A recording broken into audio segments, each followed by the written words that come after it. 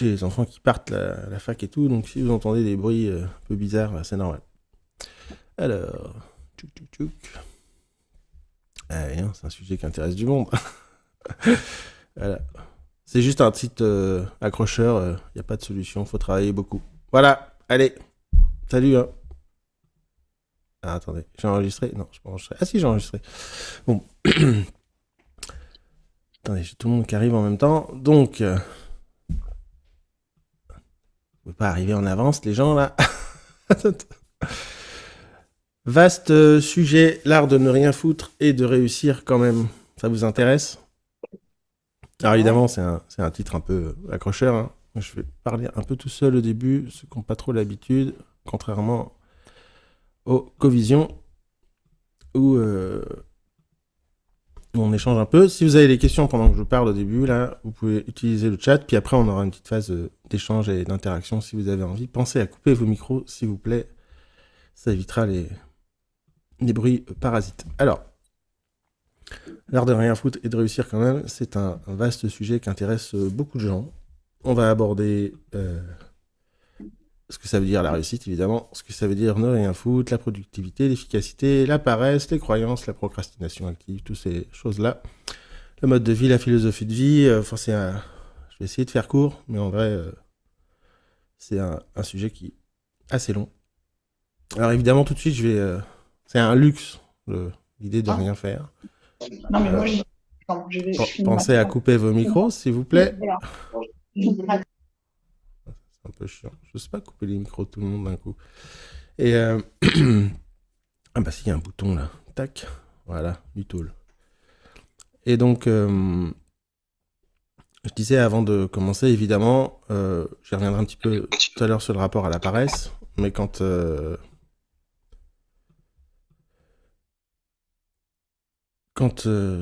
c'est chiant les gens qui coupent pas leur micro. Alors, quand quand je dis ça, quand on est en mode survie, qu'on travaille métro boulot dodo et qu'on n'a pas le choix parce qu'on doit se nourrir et nourrir sa famille à la fin du mois, rien foutre et réussir quand même, c'est un sujet qui peut paraître assez distant. D'accord. Donc, en fonction de là où vous en êtes dans votre évolution personnelle, moi souvent je m'adresse plus à des indépendants. Donc, si c'est pas encore votre cas, et même quand on est indépendant, c'est pas évident. Loin de là même, c'est plus une direction, une philosophie de vie, une façon de voir différemment la réussite, le rapport au travail et l'argent, etc., qui mettent dans une direction plutôt qu'un truc qu'on peut atteindre évidemment là tout de suite maintenant. Et c'est assez aussi anti-système, anti-levier d'éducation. L'idée de ce live, c'est de déconstruire un petit peu les mythes dont je parle assez souvent de la réussite, de l'argent, de tous ces trucs-là. Ok, on est bon jusque-là? Encore une fois, si vous avez des questions et des commentaires, utilisez le chat, on va parler de ça. Donc déjà, il y a le concept de la réussite, j'ai pris pas mal de notes parce que c'est assez dense. Aujourd'hui, en plus, la réussite a pas mal évolué. Il y a le concept de réussite autour du statut social, des revenus. Il y a plein de biais et de phénomènes sociaux autour du concept de réussite. Moi, je vois depuis des années que j'accompagne des indépendants et même quand j'accompagnais des particuliers en cabinet, euh, l'impact du regard de l'autre et de la société sur ce que veut dire réussir est quelque chose de non négligeable. Typiquement, il y a beaucoup de gens, vous venez là pour un live qui s'appelle l'art de rien foutre et de réussir quand même, sauf que je compte plus le nombre de gens que j'ai au téléphone. Quand ils arrivent à atteindre un truc où ils travaillent peu, ils s'en veulent, ils ont honte, ils culpabilisent. Je sais pas si ça vous parle. Dès que les gens font pas assez, il y a toujours ce truc du plus, de la quête du plus. C'est très scolaire, hein, encore comme système, surtout système un peu à la française. Et donc, avant de pouvoir réussir à ne rien faire, ne rien foutre, justement, et je pense qu'il y a toute une phase de déconstruction personnelle et de déconstruction des mécanismes qui nous sont enseignés par l'école, par le système, par tout ce que vous voulez, hein, métro, boulot, dodo, l'école, il faut aller au travail, etc., etc. Il faut toujours faire quelque chose. Ne rien faire ou profiter de la vie sur des choses qui ne sont pas liées au gain de revenus, au gain d'argent, au gain de statut ou à la position salariale, est souvent assez mal vécu par la plupart des gens. Et par la plupart des gens aussi parce qu'on a un environnement euh, Moi, je vois, là, en ce moment, je fais pas grand-chose. Moi, en gros, en ce moment, je bosse 1 heure par jour, hein. Tout le reste, je m'occupe des chiens, éducation canine, je fais des trucs. Bon, bref. Après, on va recadrer aussi un petit peu ce que ça veut dire travailler. Donc, et comment travailler en fonction de qui vous êtes, on viendra à ça un petit peu plus tard. Moi, je vois, à chaque fois que je vais voir mes parents, ma mère me regarde avec un air de chien battu, et elle me dit ça va tu travailles en ce moment Ouais, et donc, même quand on a bossé un peu sur soi et qu'on a ce truc d'être OK avec le fait de travailler peu, ou en tout cas efficacement, et de réussir, de gagner sa vie, etc., il y a l'environnement qui a un impact, qui joue et qui est important. En plus, aujourd'hui, il y a les phénomènes des réseaux sociaux et d'Internet qui jouent énormément, je trouve, notamment quand vous êtes indépendant et que vous essayez de développer votre activité, qui jouent sur le concept de réussite. Alors, on va toucher le nombre de followers, le nombre de vues sur une vidéo, etc. Et c'est quelque part un cercle vicieux qui vient toucher les mécanismes de dopamine et la mauvaise dopamine. On court après des concepts, un peu comme au casino, qui nous mettent dans un cercle vicieux de travail et de quête de mauvaises métriques, on appelle ça. Ça va, vous suivez jusque-là? Donc l'idée, j'ai une conférence entière sur le concept de réussite, c'est de se poser la question de ce que c'est que pour vous réussir. Donc, pour moi, il y a des piliers essentiels qui est l'équilibre de vie, le mode de vie, les relations affectives, la qualité de vie et le sens qu'on trouve dans ce qu'on fait. Il n'y a pas d'argent, il n'y a pas de statut social, il n'y a rien du tout. Ce que je dis dans ma conférence, c'est si, à un moment donné dans votre vie, je sais pas moi, vous dites, moi, ma réussite, c'est d'être à la maison toute la journée et de m'occuper de mes enfants, très bien, d'accord? Et chaque critère de réussite va être différent pour chaque personne. Mais je trouve qu'on oublie beaucoup, dans les critères de réussite, la qualité de vie et le mode de vie. En termes de temps et pas en termes d'argent. Parce que très souvent, quand je parle de ça, on me répond, souvent inconsciemment et indirectement, autour du matériel. La taille de la maison, les lieux, là où les gens vivent, la voiture, comment ils vivent, les activités, les loisirs, etc. Pour moi, ça, c'est ça du matériel. Moi, ce qui m'intéresse, mais c'est moi, c'est le mode de vie et le temps que j'ai au quotidien, de libre, pour faire ce qui m'intéresse, pour passer du temps avec les gens que j'aime, ou dans les activités, dans des passions qui ne sont pas des métiers. Je reviendrai un petit peu après sur le piège de la passion quand on fait de son travail, de sa passion son travail.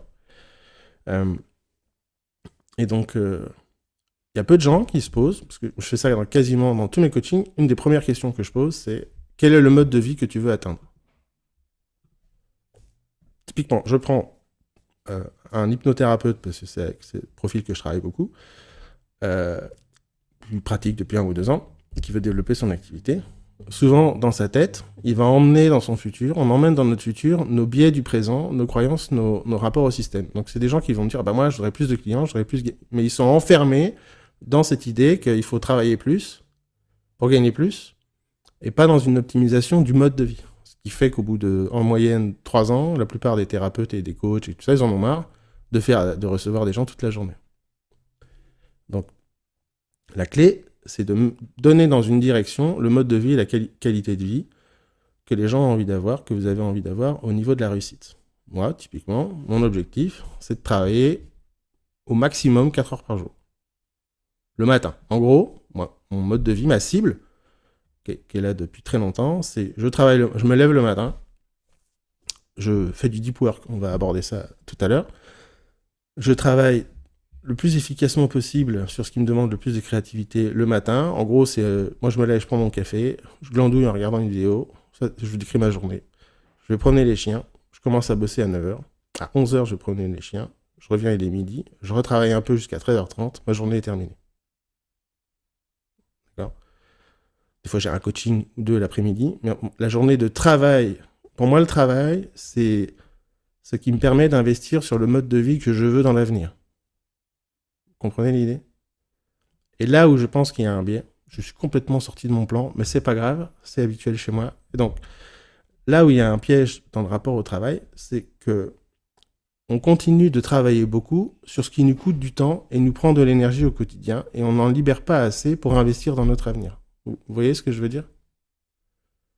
C'est que si tu reçois tes hypnos, tu reçois 7 clients par jour, tu commences à 9h, tu finis à 18h, tu rentres le soir, tu bosses, tu t'occupes de tes enfants, tu vas faire les courses, tu fais à manger, machin, je dis n'importe quoi, il arrive 21h, t'es fatigué, tu as investi zéro sur ton avenir, sur le mode de vie que tu as envie de vivre plus tard.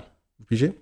À mon sens, quel que soit l'endroit où vous êtes aujourd'hui, même si vous êtes indépendant depuis très longtemps, entrepreneur, ou si vous êtes encore salarié et que vous avez envie de devenir indépendant, peu importe, vous devriez avoir un espace, à mon sens, de minimum 1 heure par jour, de travail dans le sens de la direction du mode de vie que vous voulez avoir. Si vous l'avez déjà, votre mode de vie, très bien. Mais à mon avis, on ne l'a pas tous, parce qu'il s'agit de penser à long terme, tout ce qui est le rapport à la retraite, etc. etc. Et donc, si vous êtes très bien, vous êtes salarié, vous êtes très heureux comme ça, vous gagnez bien votre vie, vous kiffez votre travail, vous faites un métro boulot dodo, très bien, ça vous convient. Vous devriez quand même avoir un espace de boulot qui est l'investissement sur votre avenir. Donc, ça peut être regarder comment on investit dans la finance, dans l'immobilier, dans ce genre de choses, pour sécuriser votre avenir financier ou affectif, enfin, peu importe. Là, c'est applicable dans toutes les professions, entre guillemets. Chantal, je réponds au chat. Ça dépend, c'est pour ça que je disais, ça dépend si tu es en mode survie, métro, boulot, dodo. C'est pour ça que je dis c'est une direction à suivre. C'est quel est le... Si, par exemple, je prends l'exemple, quelqu'un qui est caissier chez Carrefour, qui n'a pas de diplôme, qui n'a pas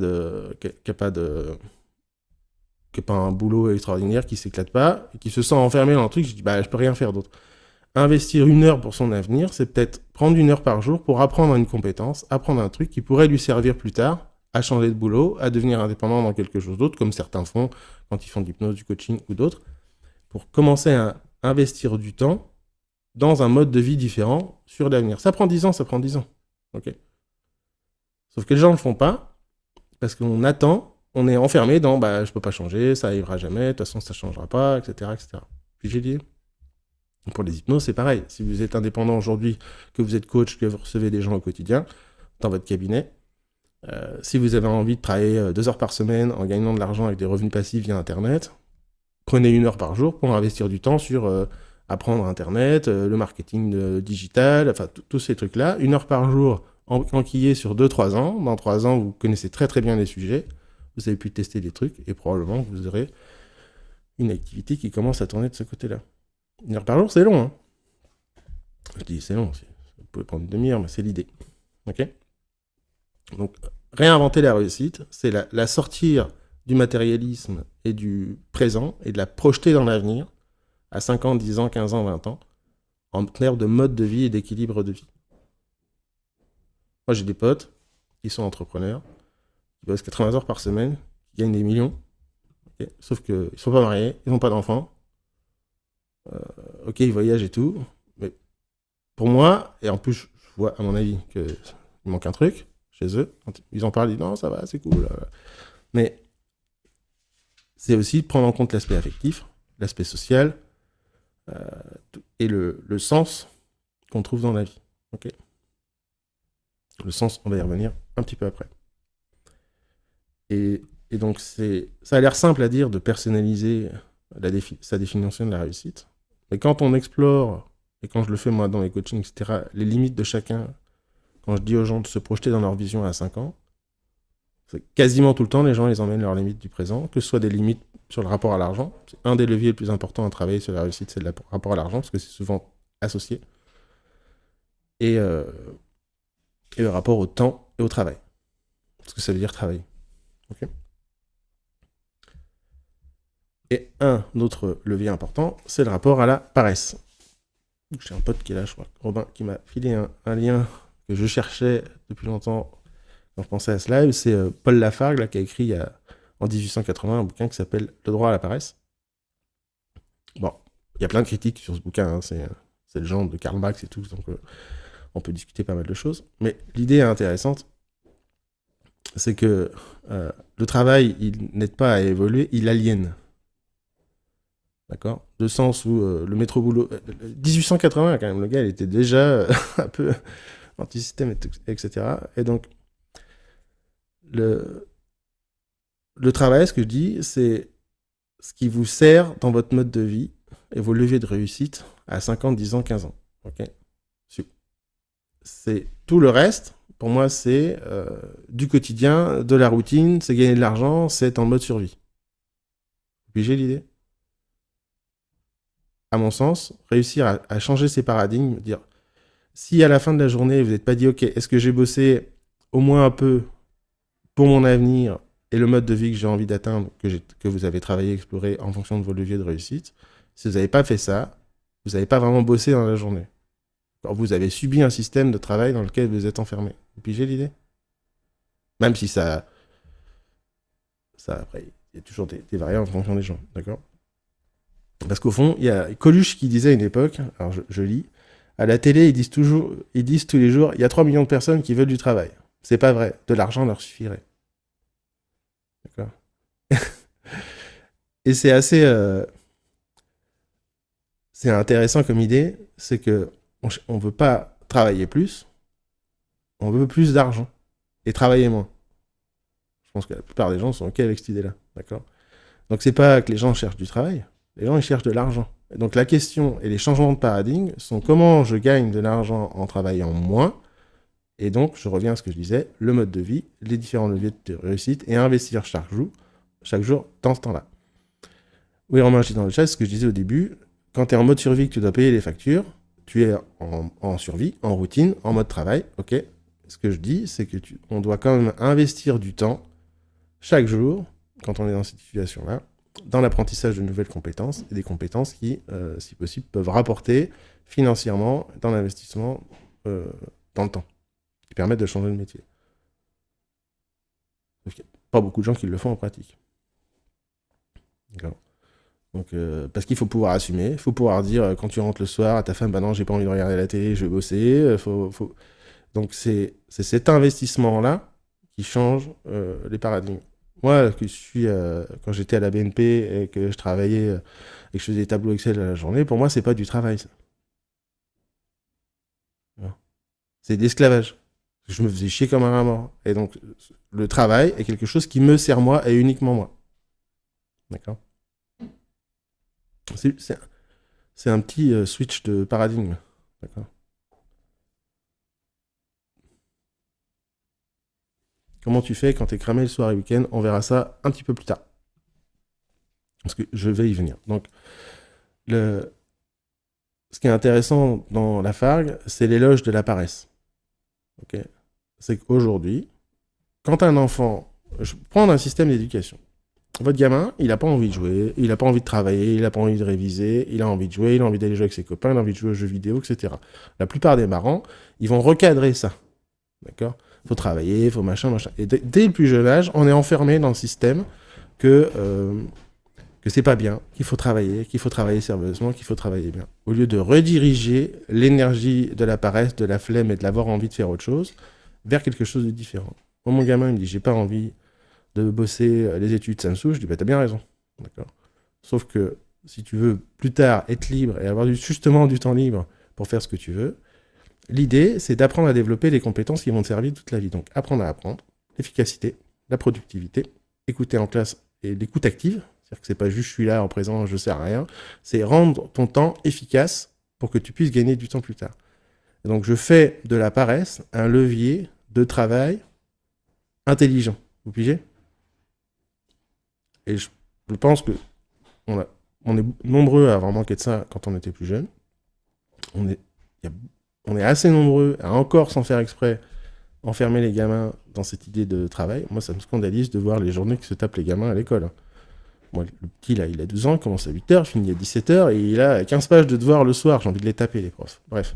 Mais ça formate les gamins à faut travailler beaucoup. Pour pas grand-chose, au passage. Donc... C'est l'éloge de la paresse que je trouve intéressant, c'est en faire une force. En informatique, il y avait un adage qui dit « Tout bon informaticien est un informaticien feignant ». D'accord ?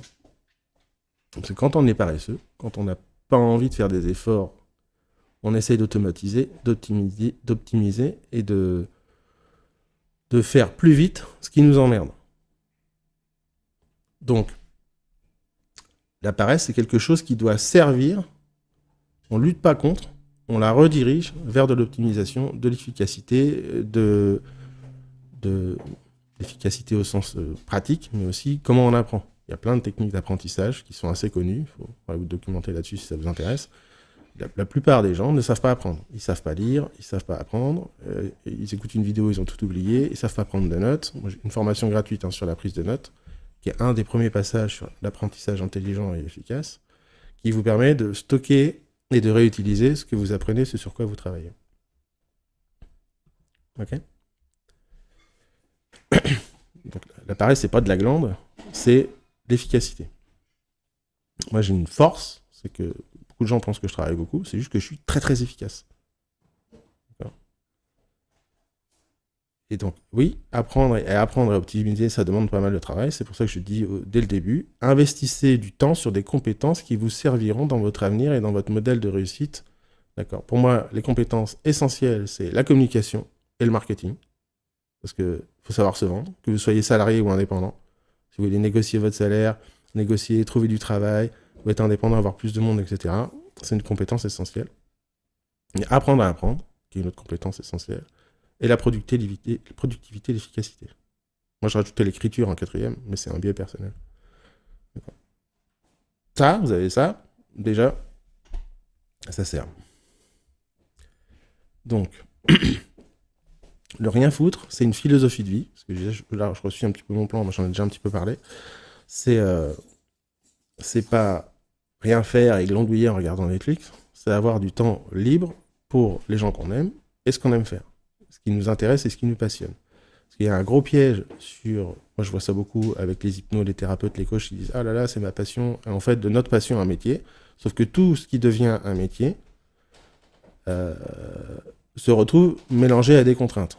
Bah, il faut trouver des clients, il faut machin, il faut développer son activité, il faut... On a des charges, études, on fait ça toute la journée, au bout d'un moment, ça devient chiant. Ce que je disais souvent, c'est qu'il y a une énorme différence entre adorer le piano et enseigner le piano à des gamins de 5 ans toute la journée. D'accord ? C'est... Ouais, alors je reviens sur ce que dit Chloé. Elle dit « J'ai été choqué par le nombre de messages qui pensaient que tu bosses beaucoup. » Moi, quand j'ai annoncé ce live, j'ai eu quelques remarques en privé et en public sur que j'étais pas l'incarnation de rien foutre. Et je pense que les gens... Moi, ça me fait toujours marrer, j'en parle à mes potes et tout ça, mais les gens ont une projection de ce que ça représente le travail sur moi. Et donc, je trouve très, très intéressant de regarder ça. Je suis pas un gros bosseur, moi. Je suis un gros feignant. Demandez à ma femme, vous allez voir ce qu'elle va vous dire. Sauf que ce que j'ai fait très bien, c'est d'optimiser ma passion, mes mécanismes, ce qui me fait vibrer au quotidien. J'ai écrit un article là-dessus, je vais revenir un petit peu plus tard, qui s'appelle « Comment trouver un sens sur la durée ». Je sais ce qui me fait vibrer en dehors du contenu. D'accord ? Quand je dis contenu, c'est par exemple... c'est pas là en ce moment, et depuis quelques temps, c'est l'éducation canine qui m'intéresse. C'est pas l'éducation canine. Mon mécanisme, c'est que j'aime apprendre, j'aime comprendre. Quand je m'intéresse à un truc, j'ai envie de tout savoir. Il y a des leviers, des valeurs personnelles qui sont des choses positives, au sens, je m'occupe de chiens, j'ai envie qu'il soit bien, qu'il soit heureux, qu'il soit bien éduqué, qu'il soit en sécurité. Pour moi, un chien heureux, c'est un chien que je peux lâcher en forêt, libre et en sécurité. Et donc ça demande du travail, surtout quand on a des huskies et qu'on les a pas eu chiots. Mais il y a aussi des biais, des choses qui sont négatives, que je ne cherche pas à changer, que j'accepte chez moi. Moi, j'aime pas être pris en défaut, j'aime bien tout savoir et j'aime bien avoir raison.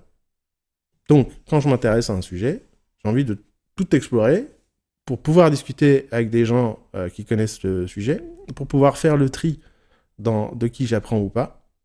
Parce que quand on n'y connaît rien, si vous avez fait de l'hypnose et que vous avez fait un peu des formations pourries au début, vous comprenez ce que je veux dire. C'est par le fait que je m'intéresse à plein de choses sur le sujet, que j'arrive après à trier là où je peux apprendre le mieux et de façon le plus efficace et de façon la plus sûre, pour le moins de temps passé possible. Ok, vous avez pigé l'idée. Donc, je vais faire tout un cours sur comment je fonctionne, mais c'est l'idée.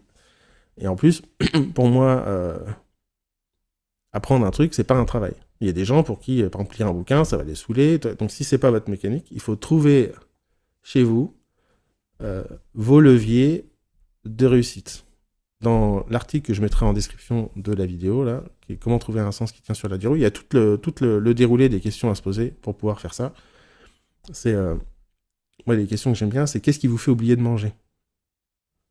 Et c'est pas ce que vous faites dans ce qui vous fait oublier de manger, quand vous voyez pas le temps passer. C'est pas l'objet au sens tricot, jardinage, golf, sport, ce que vous voulez. C'est pas ça. C'est ce que vous trouvez quand vous le faites. C'est l'enjeu émotionnel. D'accord ?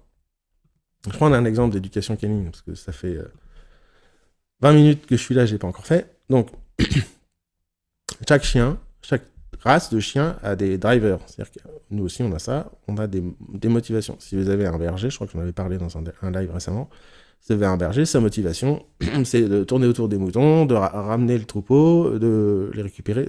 Il va faire ça. Si vous avez des chiens de protection, ils sont plus sur le mordant, sur la défense, ce genre de choses. Si vous avez des chiens de jeu, c'est plus des chiens de famille. C'est plus des chiens qui sont plus faciles à gérer à la maison. Si vous avez des chasseurs, ils ont des besoins fondamentaux câblés dans leur gène qu'il faut satisfaire. Sinon, ils vont être malheureux toute la journée, ils vont tout bousiller à la maison, ils vont manger tout, etc. Nous, les humains, c'est pareil. C'est pour ça que souvent, je recommande de s'intéresser à l'énéagramme. Les chiens de salon, c'est des chiens de jeu, on appelle ça. Bref. Ils aiment bien être là avec vous, ils n'ont pas de drive autre que d'être présents avec vous et s'amuser de temps en temps, vous lancez là-bas, ils reviennent, ils sont contents. D'accord. C'est pas la même chose quand vous avez un berger, un husky, des bergers allemands, des malinois, ce genre de chiens, qui sont des chiens de travail très très actifs, des border collies, etc. Donc, qui ont été construits pour certaines tâches. Donc, c'est câblé dans leur gène. Vous aussi, on a tous ça. C'est pour ça que moi, je recommande souvent l'énéagramme pour mieux se connaître, comprendre ses motivations profondes. Une fois que vous les avez, vous savez ce qui vous fait kiffer au quotidien, quel que soit le contenu de ce que vous faites. Donc, le travail que vous faites aujourd'hui, qui est peut-être un peu métro boulot dodo, est moins chiant. Et vous savez dans quelle direction vous allez, ce que vous avez envie de mettre dans votre mode de vie. Moi, j'aime apprendre et comprendre de nouvelles choses, et j'aime découvrir de nouvelles choses. Si tu m'enlèves ça dans ma vie, je meurs. Et donc, il faut que ça reste dans ma façon de bosser. D'accord ? Il faut être OK avec les inconvénients. Typiquement, moi, comme je suis comme ça, j'ai du mal à garder, ceux qui me suivent depuis pas mal de temps doivent le voir, j'ai du mal à garder. Il y a des gens, et ils font la même chose pendant 10 ans. Moi, je ne sais pas faire ça. J'ai besoin de changer de centre d'intérêt, de tester un truc une année, d'en tester une autre une année. Les gens qui aiment ça, ils me suivent, tout ça. Et donc, c'est l'idée aussi de... Je pense que... Apprenez des choses pour vous, qui vont vous aider à changer, à évoluer. Okay. Par exemple, je prends l'exemple que je prenais tout à l'heure. Le but, c'est pas que ce soit péjoratif, hein, mais on est caissier chez Carrefour. On a envie de faire autre chose, de changer de vie, de devenir indépendant, d'être libre, de gagner de la vie, de voyager, etc. Ok. Je travaille pendant 1 an ou 2 pour apprendre de nouvelles compétences, me sortir de ça et devenir indépendant et libre. Une fois que je l'ai fait, je l'enseigne aux autres. Enseignez et transmettez ce qui vous a aidé à évoluer vous et ce que vous avez appris. D'accord ? Là, on rentre un peu dans le marketing. Romain, je t'ai déjà répondu sur YouTube, sur l'énéagramme. Ceux qui disent que c'est un biais de confirmation ne connaissent pas l'énéagramme, parce que dans l'énéagramme, on ne te donne pas ton type, tu le découvres. Donc tu ne peux pas être confirmé dans un truc que tu ne sais pas à l'avance. Et en général, les gens qui découvrent leur type, ils ne sont pas OK du tout avec le type. C'est plutôt un truc qu'on fuit. Et donc, biais de confirmation, c'est la plupart des gens qui disent ça... J'avais même écouté un podcast sur MetaChoc avec un psychologue français assez connu. Il disait ça, mais c'est juste des gens qui n'ont pas exploré le sujet. Ou qui confondent ce qui est enseigné en entreprise sur l'énéagramme en 2 jours, où là c'est vraiment de la daube, avec un vrai travail d'exploration personnelle. Trouver son type en énéagramme, ça peut prendre 2 ou 3 ans. D'accord ? C'est pas un truc, je lis un bouquin, je connais mon type et ça y est. Donc, il faut en faire l'expérience. Donc, l'idée ensuite, cela est un peu plus long que prévu, ça va être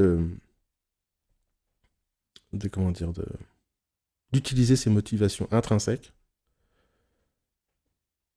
pour garder l'énergie quand vous faites des choses. Ce que tu dis un peu, Benjamin, c'est difficile pour toi, c'est de durer dans le temps sur l'énergie de faire. Oui, tu n'as pas forcément encore trouvé ce qui te motive.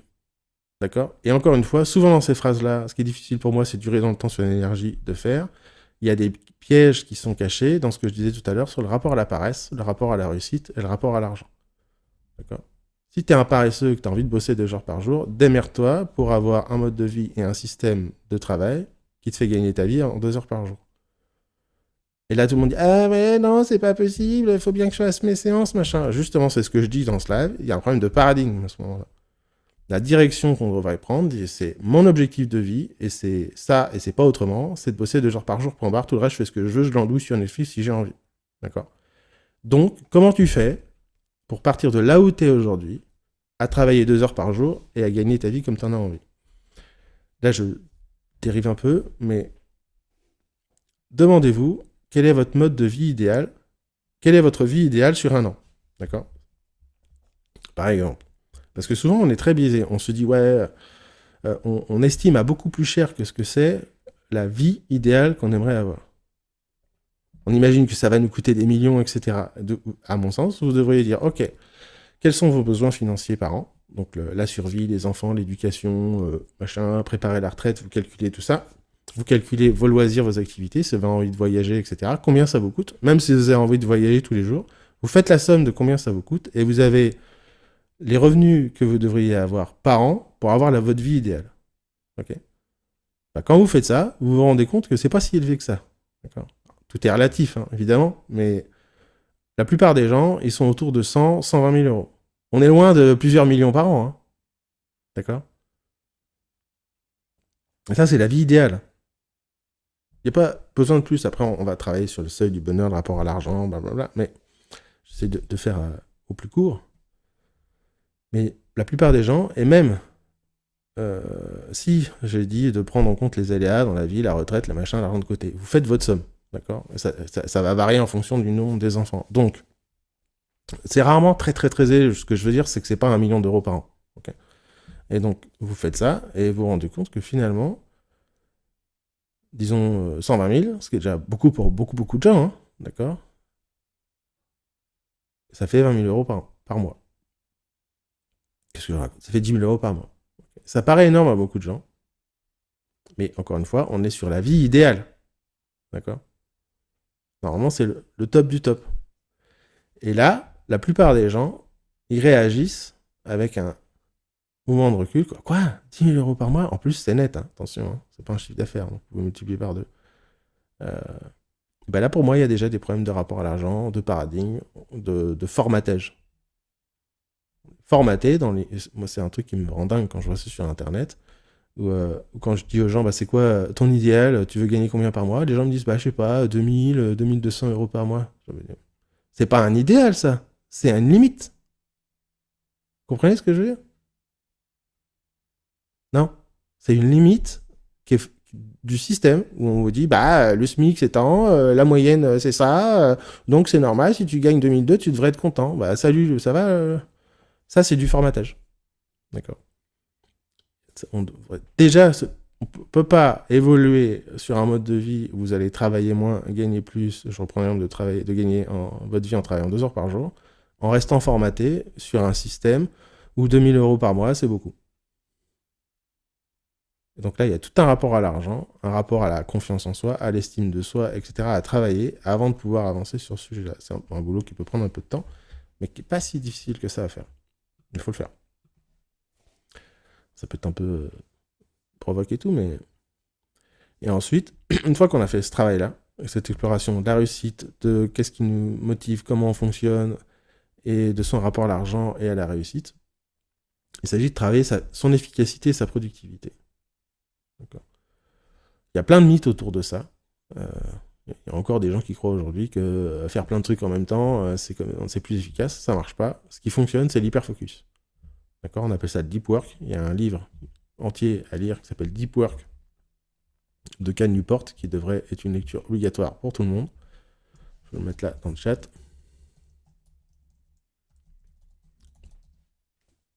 Qui montre que en se focalisant sur un sujet dans les zones de créativité qui sont en général le matin au réveil, ou en tout cas pas loin derrière, pendant 1 heure, 1 heure et demie, on est plus efficace que si on travaille réparti dans la journée pendant 8 heures.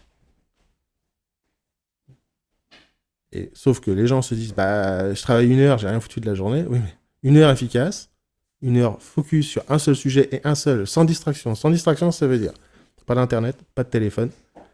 Un environnement sain et stable, pas avec 50 000 trucs, donc pas avec la télé devant soi, machin, à moins d'avoir fait un bon travail sur soi, parce que l'impact de l'environnement physique est très très très important sur l'efficacité et la productivité. Si vous êtes plutôt branché musique avec un casque insonorisé, ce genre de truc, et on focus pendant 1 heure sur un travail que vous êtes en train de faire. Faites ça, vous allez voir votre productivité à faire pouf. D'accord. En pratique, on ne se rend pas compte, mais on est dérangé par les mails, par les notifications sonores, par le téléphone, par machin. Vous avez 15 onglets d'ouvert quand vous travaillez sur votre ordi, c'est foutu. Vous êtes distrait sans même le savoir, ce sont des biais cognitifs.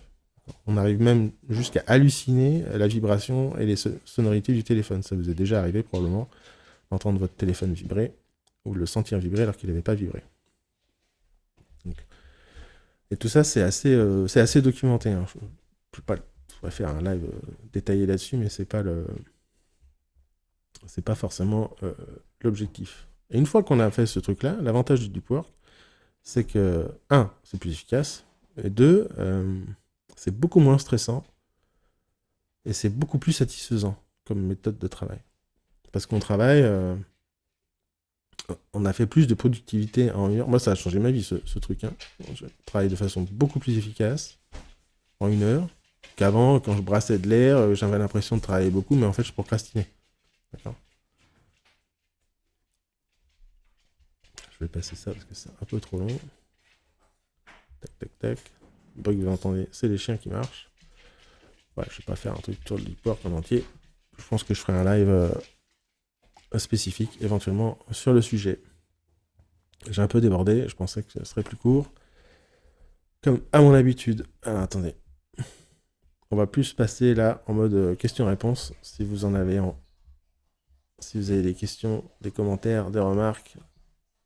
Comme ça, on va pouvoir un peu plus échanger sur ce sujet. Des questions, des commentaires, des remarques sur ce que j'ai un peu évoqué là. Allez-y, on peut allumer votre micro, puis on passe en mode... Question sur la notion d'apprendre à apprendre. Quels outils ou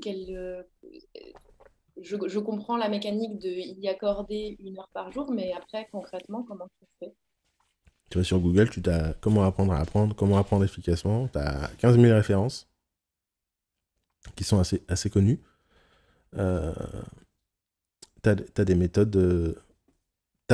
J'ai une formation gratuite sur la prise de notes. Je la mettrai dans la description. Qui est à mon avis une base. Parce qu'elle comprend. Même si on prend pas de notes, c'est pas grave. Elle comprend. Elle enseigne le principe d'atomicité et de pouvoir écrire avec ces mots ce que vous avez appris. Vous regardez une vidéo, vous prenez pas de notes, vous l'expliquez pas à quelqu'un, vous avez rien appris. C'est la technique de Feynman, je crois qu'il est hyper connue sur l'apprentissage. Si tu veux savoir, moi c'est ce que j'ai toujours dit à mes gamins, c'est si tu veux savoir si tu as compris ta leçon, tu dois être capable de l'expliquer à ton voisin. Si tu n'es pas capable de faire ça, avec tes mots, c'est que tu n'as pas compris. Si tu récites, tu n'as pas compris, tu as appris par cœur, ce qui va pareil. D'accord. Alors ça paraît compliqué comme ça, mais moi j'ai toujours fait ça. Quand tu lis un bouquin, quand je lis un bouquin, à chaque fois dans ma tête, je me dis, tiens, si je dois l'expliquer à quelqu'un, qu'est-ce que je lui dis? Et ça force à retenir les principes et les idées générales de quelque chose, et pas forcément les détails. Et les techniques d'apprentissage, c'est ça. Tu retiens sur 200 pages, tu vas retenir les grands principes du truc, tu vas zapper les histoires, les machins, les trucs qui servent à rien, tu as retenu les principes. D'accord. C'est à peu près la même chose. La prochaine fois que vous regardez une vidéo YouTube, là, le live, pour ceux qui écoutent après en replay, vous devez parler de ça à quelqu'un, qu'est-ce que vous lui dites?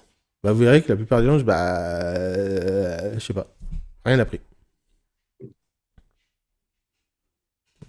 Donc forcément, ça demande c'est un peu plus de temps. Mais ce que les gens comprennent pas, les gens disent, ah, j'ai pas de temps, j'ai pas le temps. Montre-moi ton agenda, montre-moi ton planning, est-ce que tu fais dans ta journée? Du temps, on va en trouver. Et donc le truc, c'est que les gens, ils font 99%, ce que je dis souvent en fait, 90% du travail. Et les 10% qui restent pour être efficaces, c'est mes chiens qui se battent. Attendez, je reviens. Je vais leur taper dessus, leur donner des coups de pied, je reviens.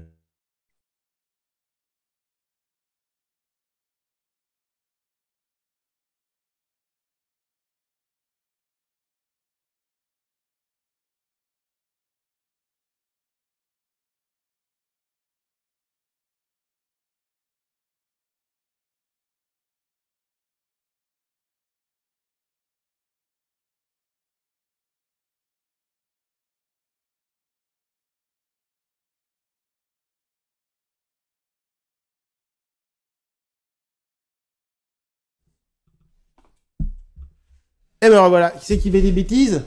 C'est lui. Il a un chien. Bon. Donc l'idée, c'est prenez des notes ou au moins essayez de retransmettre à quelqu'un ce que vous avez appris. Vous verrez, ça change tout. Hein. Et des fois, c'est 5 minutes. Hein. Donc, moi, je m'intéresse à l'éducation canine. J'échange avec des potes sur l'éducation canine. Je leur fais des vidéos, je leur envoie des trucs. C'est pas pour donner des leçons ou machin, c'est que je retransmets ce que j'apprends à quelqu'un. En plus, quand l'autre est un peu plus avancé, machin, il me fait un feedback, il me fait un retour, machin, bah, résultat, t'apprends plus vite que si tu le mets pas en... C'est une façon de mettre en pratique. Ok? Alors, je sais plus, les chiens m'ont perturbé. Ça répond à la question? Et si vous êtes indépendant et que vous voulez vous faire connaître, vous devriez faire ça. Vous regardez une vidéo, vous lisez un bouquin. Moi, c'est toujours comme ça que j'ai fait. Je retransmets ce que j'ai appris en public. Il y a plein d'articles que j'écris, c'est des trucs que j'écris pour moi. Qui sont soit des rappels, soit des guides, soit je me parle à moi-même. Des fois, c'est écrit souvent quand c'est écrit au-dessus, c'est adressé à moi. Sauf que je le partage en public. Donc, je fais un double effet qui se coule. Un, je me fais connaître. Et deux, j'apprends et je teste des choses. Oui. Dans ce que tu as dit, je retiens particulièrement sur la capacité à faire le tri dans les informations et prendre des décisions efficaces. Ce que je remarque chez moi, c'est que pour prendre des décisions efficaces et faire le tri, je me fais parasiter d'abord par des espoirs. Je fais rien de pire que d'avoir de l'espoir dans des décisions à prendre parce qu'on a une tendance à repousser et à pas pouvoir la prendre. Et aussi les peurs. Toutes les peurs qui font qu'on va continuer à s'informer pour voir tout ce qui peut éventuellement faire partir en sucette et qui empêche d'avancer. Oui. C'est une question? Enfin, j'ai pas compris. C'est pas une question, c'est plutôt une observation. Ouais, enfin, moi, je trouve que quand je vois les gens travailler, je trouve qu'ils sont pas efficaces. Ils perdent du temps et c'est souvent très très scolaire. Il faut vraiment se défaire du système scolaire. Je vois des gens, ils lisent des bouquins, ils me disent bah il faut que je lise tout. C'est pas comme ça qu'on lit un bouquin. T'es pas en train de lire un roman. T'es en train d'apprendre quelque chose. Il y a des paragraphes qui te saoulent, tu les lis pas. Un chapitre que tu connais déjà, tu le scannes. Tu lis d'abord le sommaire. Il y a des techniques de lecture efficace. Il y a beaucoup de gens. Vous prenez 100 personnes, vous leur dites bah tiens, t'as acheté un bouquin, commence à lire, il te plaît pas, qu'est-ce que tu fais? Moi, je le jette. Je le ferme, je le relis plus. Il y a des gens qui disent ah bah non, ouais, je vais le lire jusqu'au bout, ils se font chier, résultat la lecture ça devient un calvaire. Et c'est plus je lis, c'est plus j'apprends quelque chose qui m'intéresse, je vais chercher l'information dont j'ai besoin et qui me plaît. Prenons les hypnos, qui est un public que je connais bien. Au bout d'un moment de pratique, vous prenez n'importe quel bouquin sur internet d'hypnose que si vous avez un peu pratiqué, que vous lisez, dedans il y a peut-être 10% qui vous intéresse. Tout le reste, vous le savez déjà. Et donc, en fonction de là où vous en êtes dans votre... Si tu débutes, c'est pas le cas. Mais plus tu lis, plus tu lis. Donc, plus tu lis vite. Si vous lisez des bouquins de développement personnel, au bout du 5 ou du 6e, vous avez vu tous les principes, quasiment, vous les connaissez tous. Et donc, vous allez... Moi, quand je fais ça, je vais chercher l'information qui me manque déjà dans mon stock de connaissances. Le résultat, ça va plus vite. Sauf que la plupart des gens, ils font pas ça. Ils lisent tout mot par mot, dans leur tête, très lentement. Bah, forcément, c'est plus long. Donc, quand moi, j'en lis 5, les gens, ils en lisent 1. Puis j'ai l'idée. Mais tu veux dire que tu cherches déjà ce que tu ne sais... Tu sais ce que tu cherches plutôt? Ouais, moi, pour la lecture, typiquement, si on reste sur la lecture, même sur une vidéo, je pose une intention avant.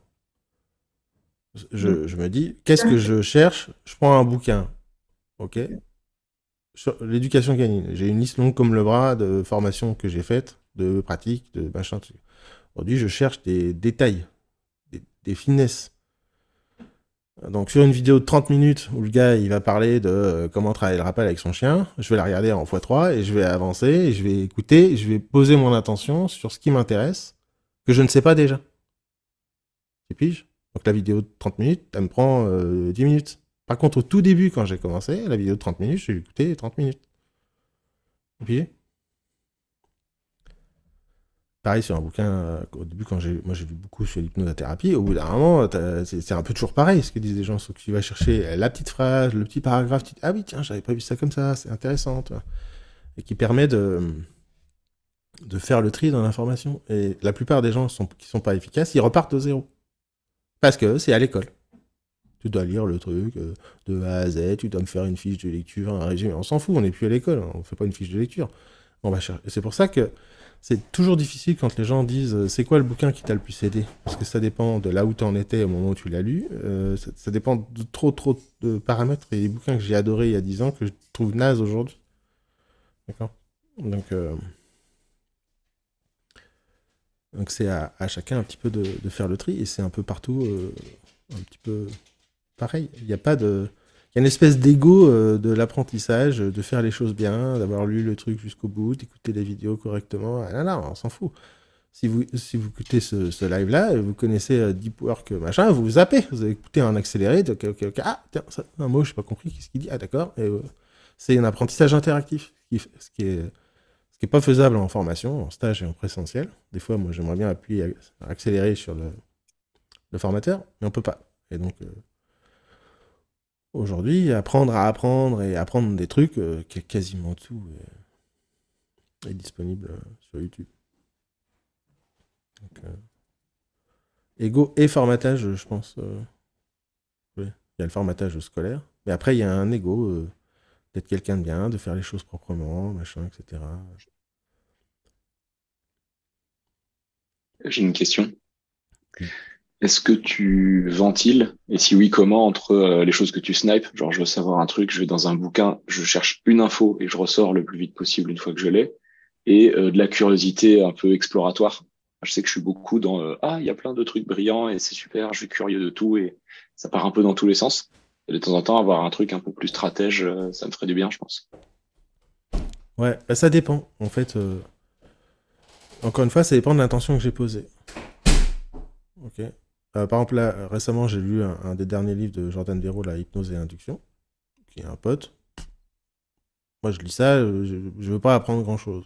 Mais je le lis pas pour apprendre quelque chose. Je le lis pour lire la philosophie de mon pote Jordan, que je connais déjà pas mal, voir comment il a écrit, et la pédagogie de son bouquin. Donc, j'ai pas la même intention en le lisant que quelqu'un qui débute et qui va lire...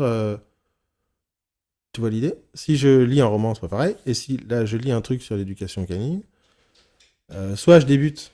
Au début, je lisais les trucs, mais j'ai lu des trucs de la compétition d'obéissance pour chiens. Je l'ai lu très vite, ce bouquin, parce que je vais pas faire de compétition d'obéissance pour chiens. Par contre, ce qui m'intéressait, c'était un petit peu la philosophie. Tu vois. Donc, je suis curieux, mais je trie quand même. Je réponds pas à ta question. Si, complètement. Si. Et la plupart des gens ne posent pas une intention avant. Et ils ne sont pas OK avec là où ils en sont. C'est parce qu'il y a plein de biais derrière. Je pense qu'il y a un travail quelque part de confiance, peut-être d'estime, je ne saurais pas, il faudrait explorer le sujet, ça me vient là comme ça, autour de faire confiance à ce que vous savez déjà et à vos compétences et à vos connaissances. C'est pour ça que je dis souvent, les gens repartent de zéro.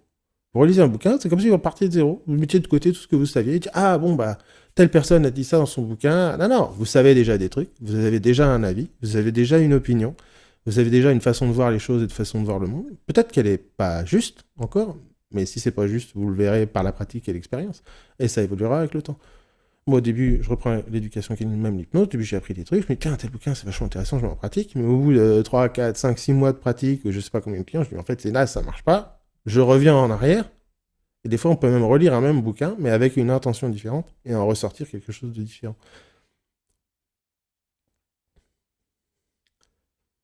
J'ai un peu l'idée.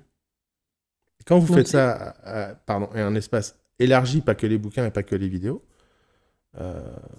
ça développe cette compétence d'efficacité, de productivité, et de mettre l'accent sur qu'est-ce qui va... C'est du 80-20, c'est de la loi de Pareto, etc. C'est qu'est-ce qui va rapporter le plus, pas en termes financiers, mais en termes d'apprentissage, dans le moins de temps possible.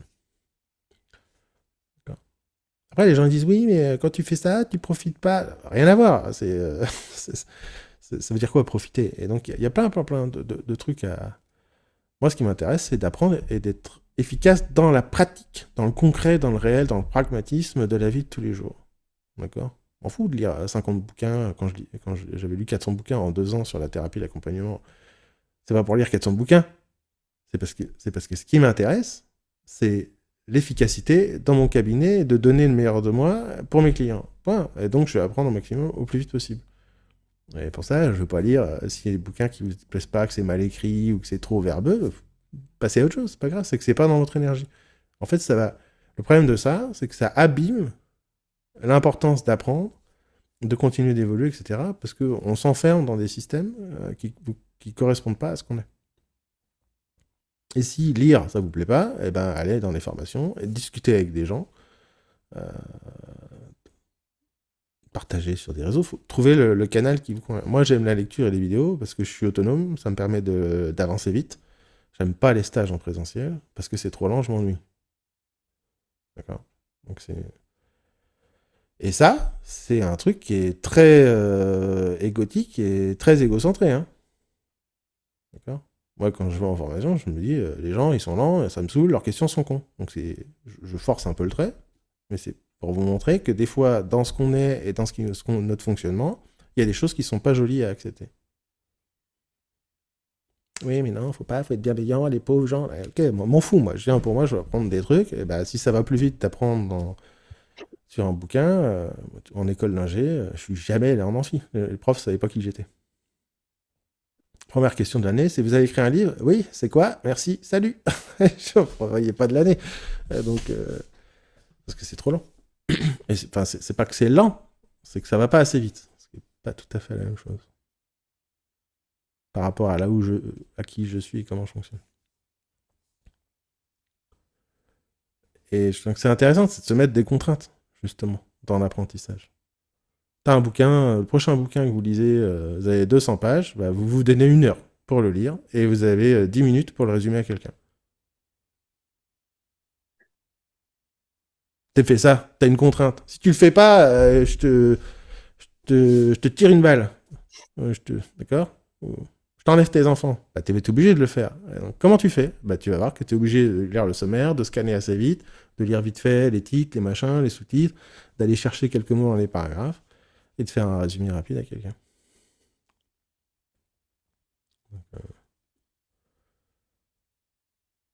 Et la concentration, c'est rarement un problème de concentration. Je réponds dans le chat, ça va dépendre des gens. C'est toujours pareil, il n'y a pas de règle. Il y a des gens, ils ont des troubles de l'attention, etc. Donc, il y a toujours des profils un peu exceptionnels. Mais c'est pareil, ça se réoriente. Ça s'accepte aussi. Quand on a un trouble de l'attention, on sait comment ça fonctionne. Et donc, il y a conscience de soi, connaissance de soi, à mon sens, avant tout. Et après, la concentration, souvent, les gens, ils font des trucs qui les intéressent pas. Et donc, ils sont pas concentrés. Ou qu'ils n'ont pas de levier de motivation suffisamment important. Moi, c'est ce que je disais tout à l'heure sur l'éducation des enfants, notamment en apprentissage à l'école. Si ton gamin il a du mal à se concentrer, donne-lui un levier intéressant. Derrière. Soit il a un trouble de l'attention. Ok. Bon, après, aujourd'hui, tous les gamins ont un trouble de l'attention. Donc, ça devient très, très compliqué très vite. Je trouve qu'il y a beaucoup de clichés autour de ça. Et un truc de se rassurer à un niveau identitaire. Ouais, moi j'ai un trouble de l'attention, tu vois, j'ai du mal à me concentrer. Oui, bon, bah, ok, tu passes d'un truc à l'autre comme tout le monde. Il ne faut pas non plus exagérer. Après, il y a des gens qui ont vraiment un trouble de l'attention, et là c'est un peu compliqué. Mais c'est pas, à mon avis, aussi fréquent que ce qu'on dit. Et donc ça dépend, il faut explorer. Mais bon, les gens qui me disent j'ai un problème de concentration, je pense que c'est plutôt un problème de sens, de passion, de centre d'intérêt, ou de levier. Quand on n'a pas le choix, comme à l'école, typiquement, c'est de trouver... Je reprends l'éducation canine. L'éducation canine, le premier critère, c'est de trouver ce qui motive ton chien. Au-delà de la friandise. Et même dans les friandises, il y a des gens qui disent, le chien, il n'aime pas la friandise. Non, il n'aime pas cette friandise. C'est qu'est-ce qui motive ton chien? Bah, le gamin, c'est pareil. Qu'est-ce qui motive son enfant? Si c'est jouer à Fortnite avec ses potes, ok. Comment tu canalises ce désir en amont? Il y a plein de mécanismes psychologiques derrière ça. Hein. C'est de faire quelque chose qui va... Avec le chien, on voit ça en éducation canine. Tu vas lui faire des choses qu'il n'a pas envie de faire, qu'il n'aime pas trop faire, parce qu'il sait qu'en faisant ça, il atteindra derrière quelque chose qui l'éclate. D'accord? Bah, bon, les humains fonctionnent pareil. Donc, voilà. Sur les différents leviers de changement, bah, je parle beaucoup dans Expert du changement pour répondre à Céline. Ma formation Expert du changement, c'est tout, comment on fonctionne. À mon avis, il devrait être obligatoire pour plein de gens, mais bon, bref. Donc voilà, je passe à répondre à ta question, Laurence. Oui et non. Mais c'est vraiment un. Là, je suis en train d'essayer de lire un bouquin. Pour le coup, le fond m'intéresse.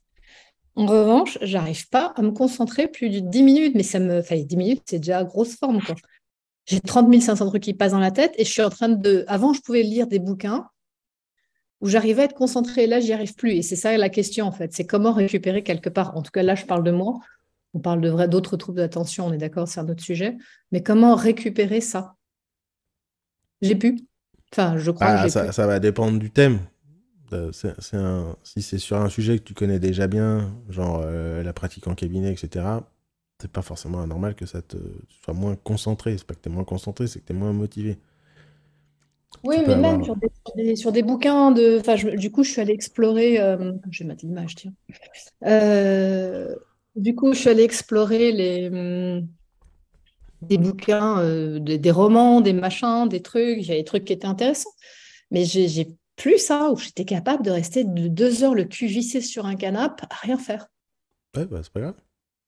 Oui, ok, c'est pas grave, mais ça m'emmerde parce qu'il y a des trucs sur lesquels je voudrais avancer. J'ai 30 bouquins qui m'attendent. Enfin, 30, 50. Et si Bah, c'est important pour moi, c'est pas grave, c'est important. là, on est dans le sujet personnel, parce que ça dépend de ton contexte de vie. T'as peut-être un centre d'intérêt à côté, un machin, envie de faire autre chose, blablabla. Peut-être que ça va revenir dans 15 jours. Moi, ce que je fais, c'est que... Parce que j'ai le même problème que toi. J'ai 90 bouquins qui m'attendent, là. Pétasse, Chloé. Pardon. Ah, mais je pense que l'âge, ça joue, mine de rien. Et donc, tu as... J'associe un truc que je suis obligé de faire. Par exemple, aujourd'hui, quand je lis, c'est que je suis sur mes toilettes. Tu dois passer un temps fou dans tes chiottes. Mais non. En fait, là, j'ai un bouquin qui est un excellent livre d'ailleurs, même si vous ne faites pas d'éducation canine, que je vous recommande, mais je crois qu'il n'est pas traduit en français. D'accord? Si vous voulez progresser dans la vie, apprenez l'anglais. Donc, ça s'appelle Accelerated Learning. C'est comment apprendre de façon efficace dans l'éducation canine. Mais c'est de la psychologie, c'est écrit par une psychologue, c'est fantastique. Donc, ça, c'est un sujet qui me passionne. Mais lire, me poser, m'asseoir, ouvrir des bouquins, alors que je suis un gros lecteur de base, hein, ça me saoule. Je crois que j'ai tellement lu que j'en ai un peu marre. Maintenant, je regarde des vidéos, ça va un peu plus vite.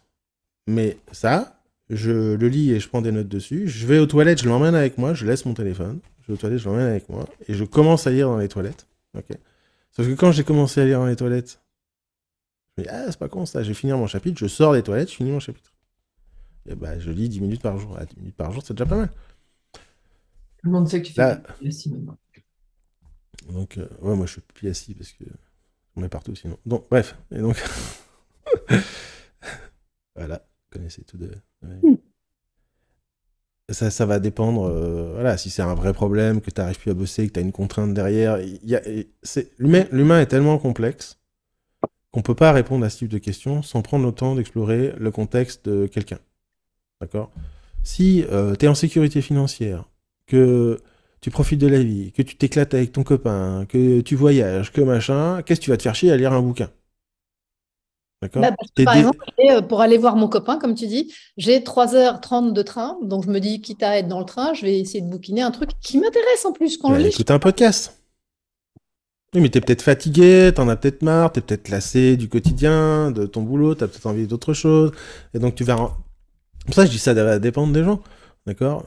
Tu peux aussi écouter un podcast, personne n'est obligé de lire, tu peux écouter un livre si t'as envie. Oui, ça, j'en ai écouté plein sur Audible. Ouais. Donc, c'est pas là que ça dépend des gens. Peut-être que le sujet t'intéresse pas tant que ça, et que tu le lis parce qu'on t'a dit que c'était bien et qu'il faudrait le lire. En fait, t'en as rien à foutre, mais tu le fais parce que tu réponds à une autorité. Ça, non, alors, en l'occurrence, je me suis posé la question sur ce bouquin-là. Je trouve ça pas mal intéressant en plus qu'il y a dedans.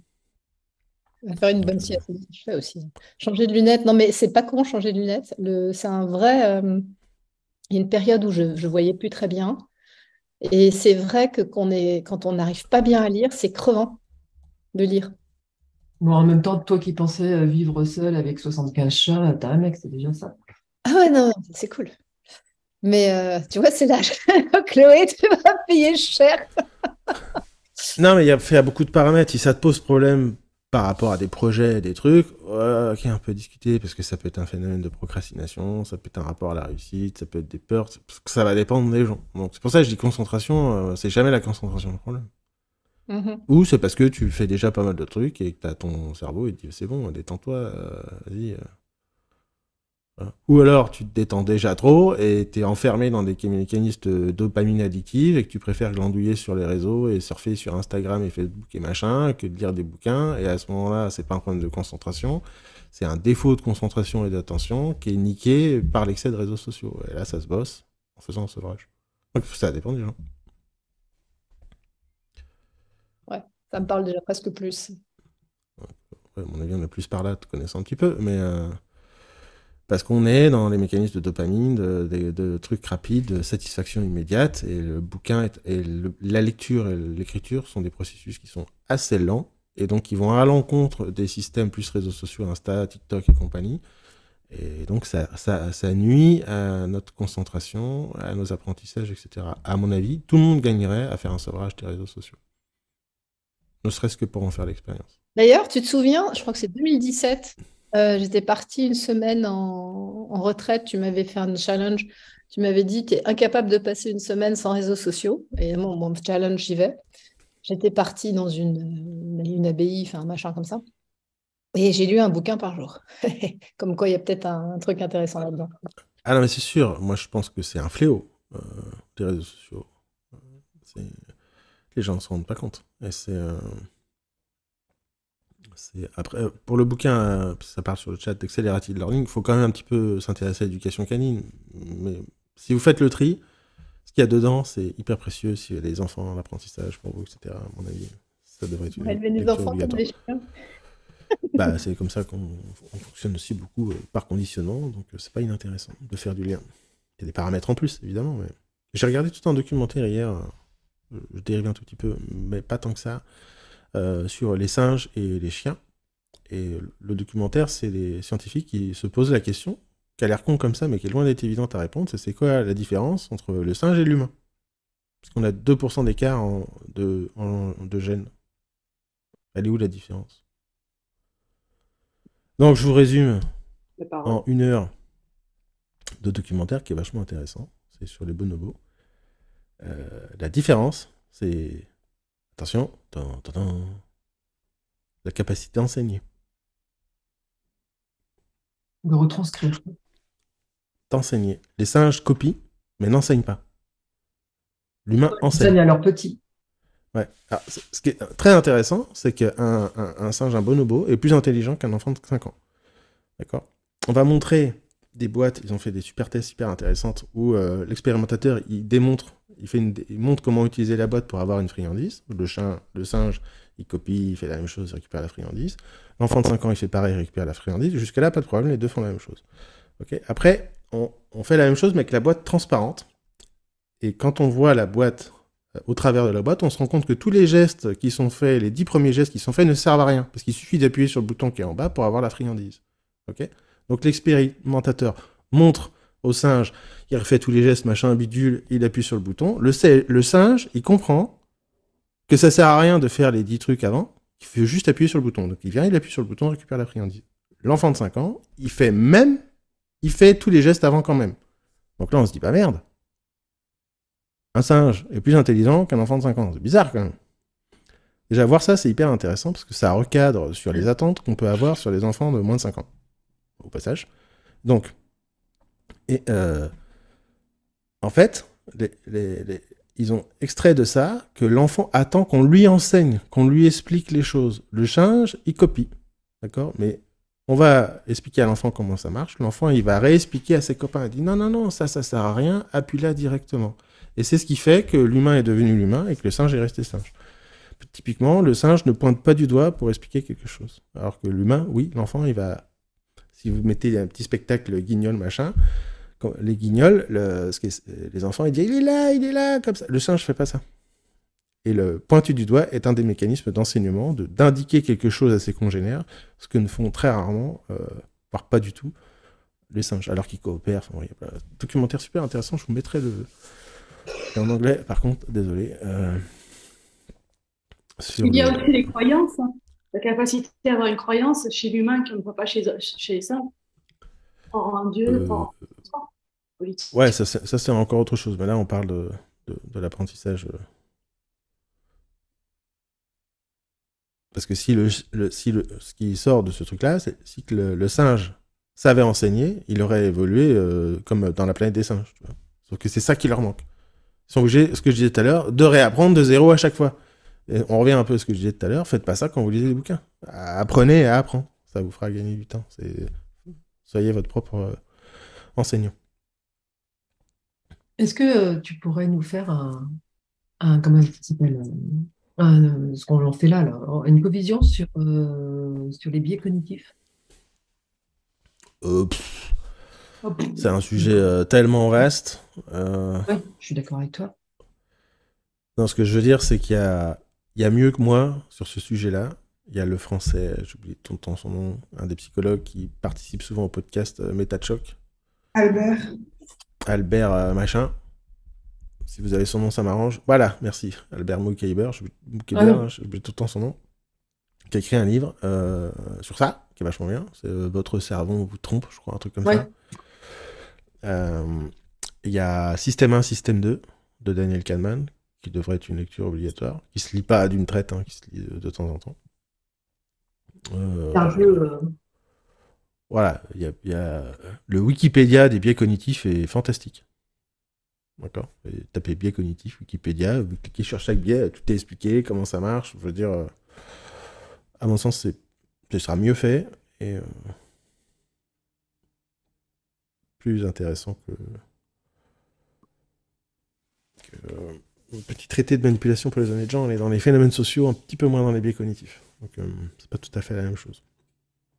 C'est la différence entre influence et manipulation de Cialdini et les biais cognitifs c'est pas tout à fait pareil. Il y a le phénomène social, l'influence de l'environnement extérieur et de ce qu'on dit aux gens. Il y a des biais, évidemment, un biais d'engagement, etc. Mais les biais cognitifs, c'est plus large encore. Bon, voilà, lisez ces références-là, écoutez les podcasts sur le sujet, c'est pas mal. Sur la dopamine, j'ai pas grand-chose en français. Le plus proche, c'est le livre de James Clear, qui doit s'appeler, en anglais, c'est Atomic Habits, et en français, c'est... Changer d'habitude. Un truc... voilà. Je crois pas que ça a changé d'habitude en français. Rien peut tout changer. Rien peut tout changer, voilà. En français. Pareil, à mon avis, tout le monde devrait lire ça. En plus, c'est tout simple. Hein. Enfin, c'est tout simple, faut le faire.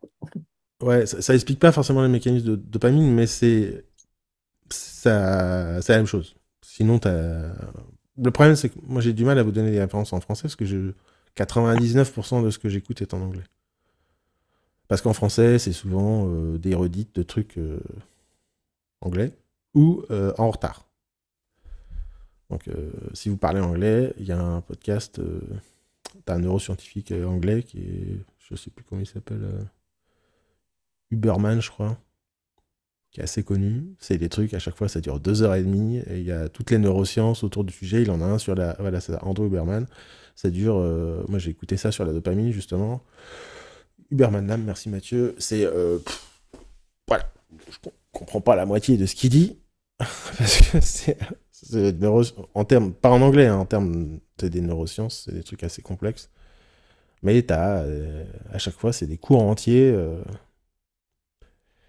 sur le sujet, puis t'as des conférences, puis t'en écoutes un, t'as un lien vers un autre, vers un autre, vers un autre. Donc en fait. Elle vaut quoi la série sur la dopamine, Anna? Ça doit être pas trop mal, je pense. En général, Arte, c'est assez solide. Oui. Mais c'est pareil, aujourd'hui, tu tapes dopamine sur Google, comment ça marche tu demandes à ChatGPT, c'est des sujets connus, il va dire tiens, est-ce que tu peux m'expliquer facilement, comme si j'avais 5 ans, le mécanisme de la dopamine et comment s'en sortir? Il va te répondre.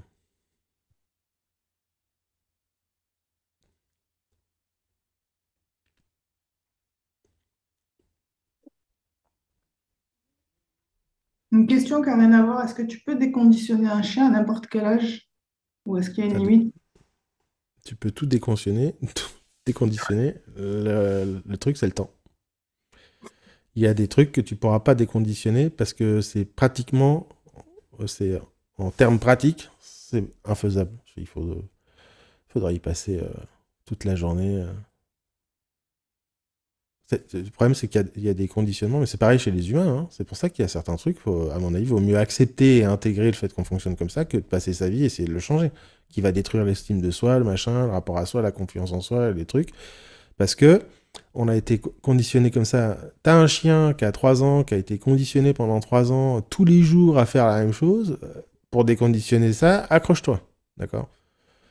Quand c'est réactif, parce que c'est une peur, ok. Mais moi, par exemple, Cooper, là, celui que je vous ai montré tout à l'heure, à chaque fois que je mets une chaussette, il se dit qu'on va sortir. Et il tourne en rond autour de la cheminée. D'accord? Ça, c'est la marque, souvent, des chiens qui ont été longtemps dans des cages. Ok? Tu peux toujours lui gueuler dessus et ces machins, tout ça, ça va être compliqué. Parce que ça va peut-être prendre des années de déconditionner ça. J'essaye même pas, en fait. Ce que je fais juste, c'est qu'il n'a pas le droit de sortir tant qu'il n'est pas assis. Mais il y a des gens, je vois des fois ma femme ou mes enfants disent arrête de tourner en rond. Je dis mais ça sert à rien. Ça génère de la compétence apprise, ça va frustrer le chien, il comprend pas parce que lui il a été formaté comme ça. Bah, je trouve que m'intéresser à l'éducation canine, ça a changé ma perspective sur les enfants, sur l'éducation, sur l'exigence, sur. Euh, je suis en stage là, déménagement intérieur à Bruxelles et à Toulouse dans les mois qui viennent. Là. Je pense que pédagogiquement, je vais encore changer les trucs.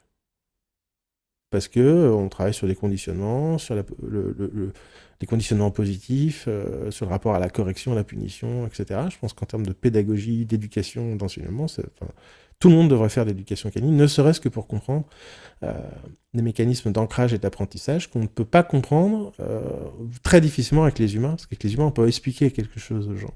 Avec les chiens, on peut pas. Il n'y a que le non-verbal, le paraverbal, l'énergie, ce qu'on met, ce qu'ils sentent de nous, ce qu'ils sentent les émotions, etc. par l'odorat. Et parce qu'ils ont appris par condition, tu peux pas expliquer aux deux chiens. Bah, je peux pas lui dire arrête de tourner en rond, ça sert à rien. Et si tu es en sécurité, voilà, de toute façon, quand on sort, je te dirais de venir avec moi, tu vois. Je peux pas lui dire ça. Et donc, il y a des trucs que tu peux pas déconditionner. Tu peux, mais il faut être OK avec le fait que ça va prendre des années, quoi. Faut pas être pressé. Et en plus, dans l'éducation canine, on dit typiquement, faut jamais mettre le chien en échec. Faut être sûr que tu comprends, que le chien comprend ce que tu attends de lui. D'accord. Et tu ne peux pas punir un chien pour quelque chose qu'il n'a pas appris. D'accord. Punir, en termes, donner un petit coup sur la laisse, c'est une correction. Hein, ok. Punir, c'est pas je te tape. Donc, c'est avec les humains, c'est pareil. Si t'as pas appris certains trucs, je peux pas ça va être compliqué de te reconditionner dessus, te déconditionner d'ailleurs. C'est tout un travail. Et je pense que les gens sont n'ont pas assez conscience de la difficulté du déconditionnement. Et qu'il suffit pas juste pour certains trucs de faire un peu d'hypnose, un peu de machin. Ça marche pas comme ça.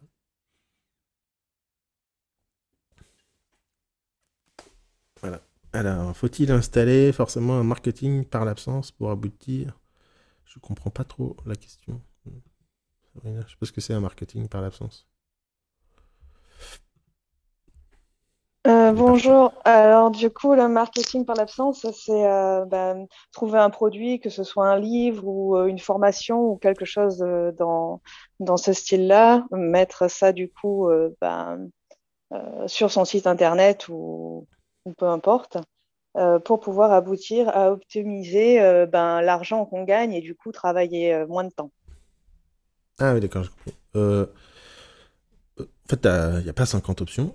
Soit tu as des revenus passifs, ce que tu veux dire, c'est le marketing par l'absence. Tu as quelque chose qui tourne automatiquement alors que tu n'es pas là. Oui, Soit c'est ça. tu factures plus cher et tu as moins de clients. Soit tu fais du groupe. Il n'y a pas 50 possibilités. Hein. Il y a des Ok. gens, le revenu passif absence, c'est pas un truc qui leur convient. Ils sont plus euh, dans l'individuel, dans le coaching, dans le machin, dans des programmes, des choses un peu plus premium. Donc tu as moins de clients, mais tu as plus de temps avec eux, plus cher, etc. Tu peux avoir en plus une équipe autour de toi, etc. etc. Euh, ce genre de choses, quoi. Mais une bonne question à se poser, en fait, c'est est-ce que votre truc est scalable? Après, encore une fois, si quand vous faites 8 séances par jour d'hypnose ou de je sais pas quoi ou de coaching, vous n'avez pas l'impression de bosser et que ça vous fait surkiffer, bah, très bien. Occupez-vous d'investir votre argent, de trucs, de placer, de préparer des revenus passifs qui n'ont rien à voir avec le travail, mais qui sont des revenus passifs sur d'autres secteurs et d'autres vecteurs, pardon, que celui de votre métier. C'est pour ça qu'il n'y a pas de, il y a pas de, il y a pas de règles. Et comme dit Anna, oui, c'est le truc qui marche tout seul. Faut, enfin, de la pub, faut avoir une autorité. Enfin, je veux dire, il y a toujours un peu de boulot. L'idée, c'est d'optimiser. Mais la première question à se poser, c'est le mode de vie. Parce que sur papier, ça a l'air joli, travailler 2 heures par jour. Moi, je suis à la maison toute la journée. Je sors mes chiens. Je vois pas grand monde, à part quelques voisins, de temps en temps, quand je promène les chiens. Je sors pas beaucoup de chez moi, à part pour faire les courses. Je vois peu de monde dans l'année. Je fais beaucoup de trucs sur des vidéos, du bouquin, des machins. Moi, j'adore ça. Il y a des gens, tu donnes ce mode de vie à ma femme, elle se tire une balle. Elle, faut qu'elle ait une équipe, faut qu'elle voit des gens, faut qu'elle ait un travail, faut qu'on lui donne des trucs à faire. Parce que dans son énergie, elle a besoin de ça. Et donc, le mode de vie, c'est pas forcément 2 heures par jour et je suis libre et je voyage. Il y a des gens, ça va les faire marrer 3 mois, après ça va les saouler, tu vois. Donc, il y a une vraie... Il y a des gens, ils sont faits pour être salariés. Parce qu'ils adorent ça. Parce qu'ils aiment être dans une équipe, ils aiment être entourés, ils aiment avoir à la pause de café voir des gens, ils aiment participer à un truc. Et donc à ce moment-là, quand tu es entrepreneur indépendant, c'est difficile. C'est-à-dire qu'il faut que tu aies une équipe, donc il faut que tu construises ta propre équipe et tu deviens entrepreneur chez l'entreprise. C'est plus du tout la même chose que des salariés. Et donc, c'est compliqué, quoi. Et, Laurent, je voulais revenir sur l'exemple de tes amis qui gagnent des millions par an, par exemple. Ça peut te donner un exemple comme ça, mais pour eux, ça peut très bien être, leur argument, ça pourrait être, bah là, pour moi, j'investis pour l'avenir. Euh, mais à côté de ça, tu disais qu'ils passaient à côté de leur vie privée. En gros, leur vie perso. Ils étaient pas mariés, ils n'avaient pas d'enfants. La question, c'est, tu vois, souvent, ce qu'on peut observer, c'est qu'il y a beaucoup de gens qui s'enferment là-dedans, comme si le travail leur apportait, venait combler des besoins qu'ils ne trouvaient pas ailleurs. Et en fait, ils sont dans un cercle vicieux à se dire, bah, au travail, j'ai mes collègues, j'ai ma vie, je gagne de l'argent. Et à côté de ça, ils passent à côté d'une vie perso. Mais quand tu leur en parles, pour eux, leur vie perso, ils la trouvent dans le travail, quoi. Donc, bah oui. Encore une fois, c'est différent pour chaque personne. Le truc, c'est que moi, je sens qu'il leur manque un truc. D'ailleurs, un gars que j'avais vu il y a quelques années, je lui dis, à mon avis, lui, il va finir en burn-out, puis il sera malheureux parce qu'il est tout seul. C'est arrivé. Bon, il a de l'argent, ok, d'accord. Mais faut trouver un... C'est pour ça que je disais, c'est le juste équilibre qui est important. Voilà. Et donc, mais pour ça, il faut bien se connaître. Parce que sinon, on tombe dans des biens, on dit, ah ben non, ouais, c'est comme... quelqu'un qui va finir en burn-out, essayez de lui expliquer qu'il va finir en burn-out, il est dans le déni. C'est très compliqué de prévenir le burn-out. D'accord? Parce que les gens qui y sont, ils pensent que c'est normal. Ils disent, oh non, mais ça va, moi ça m'éclate, oh là là, c'est ma passion, je kiffe, machin. D'accord, on en reparle dans 2 ans. 2 ans après, bim, mur. Ouais, je comprends pas, j'aurais dû m'en rendre compte avant. Oui, ben non, parce que quand t'es dedans, tu penses que c'est le mieux pour toi. Tu vois, donc c'est très très compliqué. Et puis là, c'est des sujets où tu ne changes que par l'expérience. D'ailleurs, à mon avis, on change souvent que par l'expérience. Et donc, on entend parler chez je sais pas qui. C'est Chantal, je crois. Et donc, tu ne changes que par l'expérience. Donc, tant que tu n'as pas pris le mur à cet endroit-là, tu ne changes pas.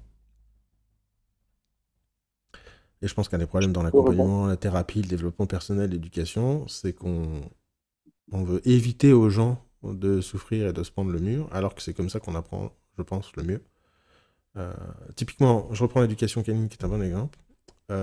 Si tu anticipes la correction du chien, il apprend beaucoup moins bien et beaucoup moins efficacement que si tu le laisses faire l'erreur.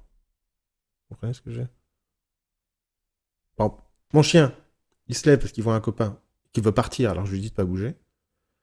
Si je dis, et c'est facile à dire, mais moi je le sais, mais je fais quand même l'erreur, d'accord? C'est que le chien se lève, je vais anticiper, je vais dire non, alors qu'il n'a pas encore bougé, d'accord? Il apprend rien. Il dit, je comprends pas, on m'a dit non alors que je suis assis. Okay. Alors que c'est au moment où il part, tu dis non, tu tiens la laisse, là il retient. Et bah, c'est con, mais avec les enfants, on fait pareil. On va anticiper, alors qu'il vaut mieux le laisser se tromper, faire l'expérience de l'échec et corriger à ce moment-là, et là, tu retiens quelque chose. C'est pour ça qu'il y a quand même beaucoup de liens super pertinents quand on connaît les deux, l'éducation canine et l'humain. Je trouve que c'est vachement intéressant. Ce que j'allais dire avec les enfants, c'est pareil. Je leur dis, Ouais. touche pas la bougie, ça brûle, touche pas la bougie, ça brûle. Et en fait, le meilleur moyen, c'est qu'ils approchent leurs mains, qu'ils chauffent un peu le bout des doigts et ils y touchent plus jamais, quoi. Non, c'est tu lui Ouais. prends la main, tu lui mets sous le feu comme ça pendant 5 minutes, Ouais, t'as vu, c'est ça fait ça. mal. Hein, Mais une voilà. bougie, Tu la vois, une cette bougie, cicatrice, c'est tu vas pas la garder assez. toute ta vie, connard. Et voilà, là c'est bon, c'est rentré. Comme ça, tu Non, mais l'approches pour une le fois que tu froid, dis, les on a trucs comme compris. ça, tu sais, genre, mets ton manteau, mets un manteau, il fait froid, mais laisse-le sortir en t-shirt, il verra lui-même que le lendemain, il mettra un Ouais. manteau, quoi.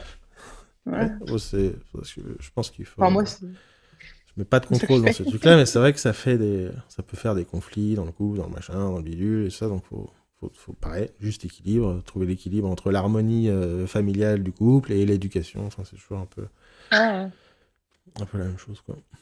ouais. Et j'ai une question par rapport aux revenus, tu vois, tu disais, de les revenus rêvés, pas se mettre de limites et tout, mais j'ai un peu l'impression, alors c'est peut-être une croyance que quand même à partir d'un certain niveau de revenu, enfin moi j'ai l'impression que si tu te mets pas de limites, il y a aussi t'as les problèmes qui viennent avec. Par exemple, tu as une entreprise qui tourne.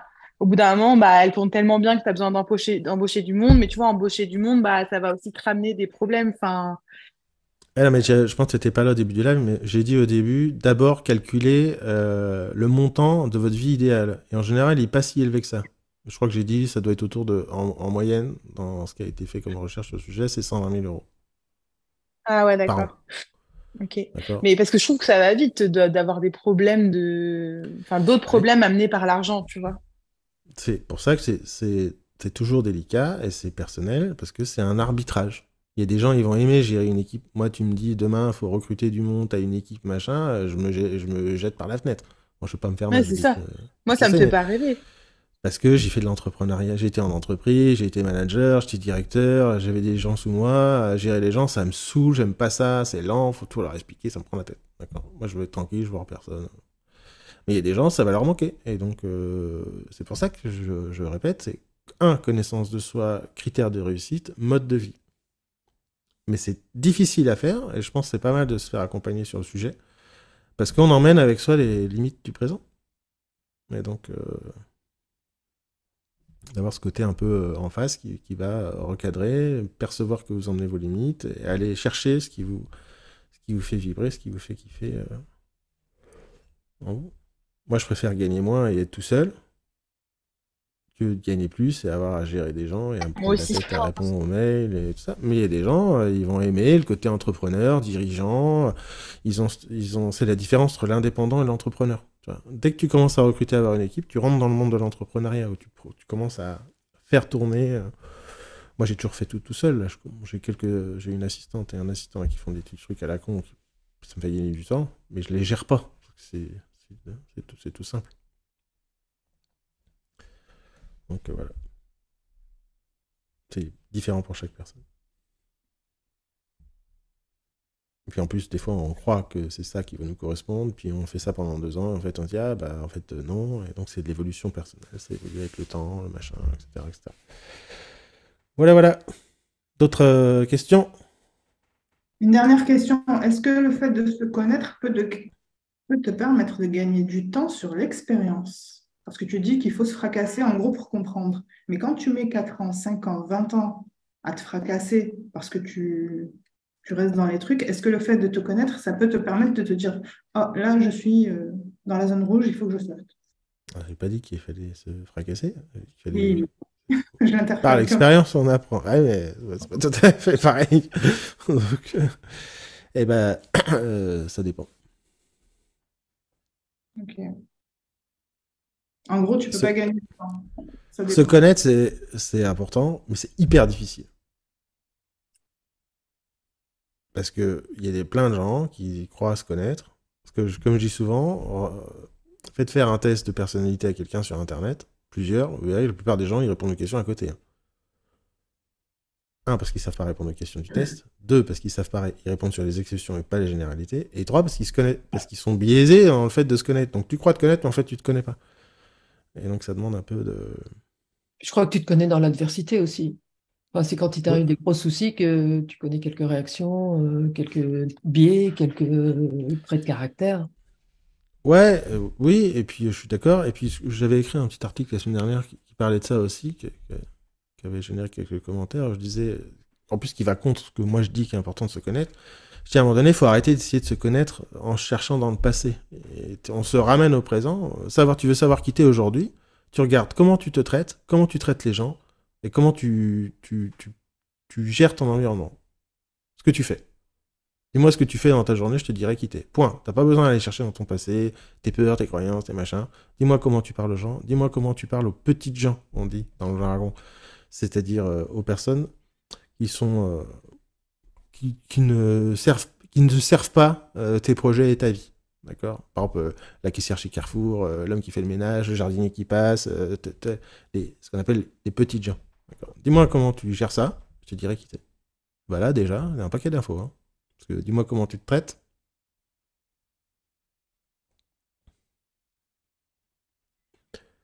Et là, ça demande une sacrée honnêteté brutale, parce que des fois, on se rend pas compte qu'on est C'est con, peut-être ça qu'on a du mal à gérer après.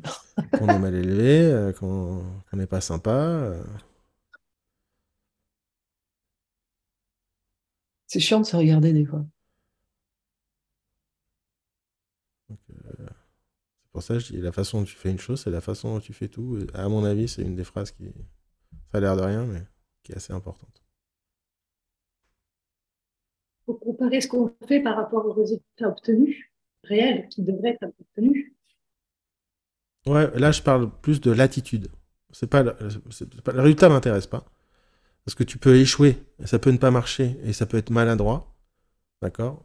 Mais ce qui me parle, c'est l'attitude. D'accord. C'est l'énergie, c'est ce qu'on dégage. Tu vois. J'ai un exemple. Je suis adepte des salles de sport parce que je suis incapable de faire du sport toute seule. Pendant des années, j'ai fait du sport en le faisant mal. J'allais, je faisais la séance, je faisais comme tout le monde. Cependant, je faisais des gestes musculaires sans tonique. Et dès que je sentais que j'arrivais auprès de mes limites ou quelque chose comme ça, je me disais, c'est bon, j'arrête. J'ai bien fait. Et après, je m'en récompensais. Et forcément, j'avais fait pendant des années comme ça. Ça marche pas. J'ai changé de philosophie de vie quasiment, ma manière de faire, d'aller me chercher plus loin, d'aller me pousser au bout et de comparer aux résultats. Et quand je suis en salle de sport, j'observe autour de moi des personnes qui se donnent autant d'énergie, qui prennent autant de temps sur eux, qui payent la même somme et qui font du n'importe quoi. C'est exactement ce que j'ai l'impression de faire quand j'essaie de développer mon côté sur l'hypnose. C'est que j'ai l'impression que là, pour le coup, c'est moi qui fais n'importe quoi, que je prends pas des bonnes décisions et que je pars, que je fais mal les recherches ou que je fais mal les choses. Ouais, enfin, c'est pas une attitude, mais je vois les réactions dans le chat là. Attention, quand je dis comment on se traite, c'est pas forcément comment on se parle dans la tête, parce que ça va, encore une fois, ça dépend des mécanismes. Là aussi, il y a des pièges. Moi, je marche à l'insulte et au cul-pied au cul. Tu vois. Si je me dis, ah là là, Laurent, t'es tellement quelqu'un de gentil, nana, je fais rien. D'accord. Si je veux bouger, si je veux faire des trucs, il faut que je me botte le cul, il faut que je m'arrête la glace, je dis, t'es vraiment qu'un sale con, nana. Je me traite pas mal, je me traite bien selon mes mécanismes et mes drivers. Moi, si je prends un coach, je veux un coach qui me botte le cul. D'accord. Quand je lui dis, ah bah non, j'ai rien foutu de cette semaine, j'ai pas trop envie, je veux pas qu'il me dise, ah d'accord. Et je dis, attends, tu m'avais dit que tu ferais ça, comment ça se fait que tu l'as pas fait? Je te paye pour que tu me bottes le cul. Ok. Et donc, si vous fonctionnez comme ça, c'est pas mal traiter, c'est bien se traiter en fonction de notre mécanisme. Ok. Et de notre structure. Et puis, il y a comment on se traite. C'est plus large que juste comment on se parle, etc. C'est comment on se traite au quotidien. Si t'as pas de temps pour toi, pour les gens que t'aimes, pour bidule, tu te traites mal. D'accord. Mais tu peux mal te parler et t'insulter, mais bien te traiter à côté, obligé. Mais est-ce que c'est l'action en elle-même ou c'est le pourquoi on réagit comme ça? Bah, c'est d'aller chercher l'intention, l'essence, et donc c'est aussi se connaître, savoir comment on fonctionne, et pas se mettre des... C'est la différence entre le contenu et la structure, quoi. C'est parce qu'on se parle mal dans notre tête, on se traite mal. Ça, c'est encore un des biais du développement personnel et d'évolution personnelle. Je pense que c'est de la drogue. Donc, est-ce que c'est qu'est-ce qu'on est en train de faire ou ce qu'on est en train de faire parce qu'il y a des émotions et des peurs derrière. Ben, ça dépend. Parce que l'idée, ça serait, est-ce qu'il faut regarder ce qu'on est en train de faire, l'action qu'on est en train de mener, la façon de parler mal au jardinier ou à la caissière, et la traiter comme un chien, et du coup, pourquoi on la traite comme un chien? Tu vois ce que je veux dire? Ouais, il y a le rapport à soi déjà, c'est est-ce que ça te sert ou pas. Donc si quand tu te parles mal, ça te sert, tant mieux. Si ça te sert pas, faut peut-être le changer. Et puis il y a les rapports à l'extérieur. Tu vois, des fois tu peux mal parler. C'est la fréquence aussi. Des fois, je peux oublier de dire bonjour à quelqu'un quand je le croise Oui, parce qu'il dans y a la X, résidence, Y. parce que je pensais à un truc, j'étais dans ma tête, je l'ai pas vu. Ok, d'accord. Mais 99% du temps, je dis bonjour aux gens. Ok. Donc, bon, c'est pas grave. Mais je pense que c'est... Après, c'est un vaste sujet, on rentre dans les excuses. C'est quelles excuses on se trouve à nos mauvaises attitudes, à nos mauvais comportements. Tu parles mal. Pour moi, il n'y a aucune excuse à mal parler à quelqu'un, notamment une caissière, un machin, à l'engueuler parce qu'il y avait un truc dans les On est rayons. d'accord, c'est pour l'exemple. Hein. Oui, non, mais j'ai vu ça l'autre jour. Il y a une nana qui engueule la caissière parce qu'il y avait un truc qui n'avait pas d'étiquette dans les rayons. J'ai envie de la taper, la meuf. Tu vois. La caissière, elle est pour rien. Tu vois. Donc, et les gens se trouvent des excuses et se servent d'extérieur, de gens, des autres, de leurs enfants ou de l'entourage ou de caissières, de machin, de ce que vous voulez, comme pitching ball. D'accord. Et ça en raconte tellement long sur l'attitude de la personne, sur qui elle est. L'autre jour, on est allé avec ma femme, j'ai emmené ma femme voir là où je fais les trucs d'éducation canine en groupe. Tu restes 5 minutes, tu regardes comment chaque personne marche à côté de son chien, se tient, se parle, tu sais comment fonctionnent les gens. On m'a dit oui, la communication animale c'est bien. Non, ça n'existe pas la communication animale. Ce qui est intéressant, c'est la lecture que tu fais de l'humain par rapport à l'animal. Et c'est ça. Et c'est surtout connaître de l'humain. Et c'est... Il y a un mec, c'était un sergent-chef avec son chien. C'est un petit chien, il a des petits yeux tout doux. Il était assis, couché, debout, viens ici. Et ça, avec détends-toi, t'es en... Je veux dire, j'ai envie de dire, viens, on va parler un peu, travaille sur toi et tout. Et en fait, je pense que tout le monde devrait s'approcher de près ou de loin. C'est difficile d'avoir un chien parce que c'est des contraintes quand même, mais faire de l'équithérapie, enfin de l'animathérapie. Avec les chats, c'est moins intéressant, mais avec des animaux qui ont un répondant et qu'en plus qui peuvent être dangereux. D'accord. Avec les chats, tu gères ta pression. Tu trates avec un cheval, ça peut faire mal. Tu trates avec un chien, c'est pareil. Et puis tu as un feedback immédiat sur ton attitude. Je pense que c'est hyper thérapeutique sur plein de domaines. Probablement qu'à terme, j'arriverai à faire des stages ou des trucs autour de ça parce que je pense que c'est essentiel. Autour de quoi? Je viens avec mes chiens et les gens viennent avec leur animal et on travaille sur le... En fait, je ferais presque... Laurent Bertin, éducateur canin. Non, c'est pas l'éducation canine qui m'intéresse, c'est l'éducation humaine. Par le chien. Donc c'est comme l'équithérapie. Comme les chiens qui rentrent à l'hôpital ou des choses comme ça, c'est super. Donc c'est l'éducation canine pour les humains. Le chien serait un peu le miroir du comportement humain? Parce que la plupart des problèmes qu'ont les chiens, c'est des problèmes de maître. Hein. Donc, sauf si tu as un chien, que tu as été abandonné, qui a été traumatisé pendant des années, battu, etc. Là, il y a tout un travail de rééducation à faire. Mais il y a plein de clichés, plein de croyances, plein de trucs complètement débiles. Les gens ils disent oui, faut pas laisser les chiens sur les canapés, faut pas les faire monter dans le lit, ça veut dire qu'ils sont dominants. Tout ça, c'est des conneries. Faut leur donner de l'amour, faut pas se poser de questions. Enfin, bref, vaste sujet, mais c'est... tu lis les gens très très vite sur qui sont leur attitude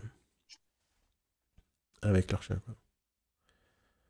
Moi, je croise une voisine, là, à chaque fois qu'elle me voit avec mes chiens, qui sont plutôt gentils, tu vois. Elle prend son petit chien, elle le prend comme ça, elle fait « Attention !»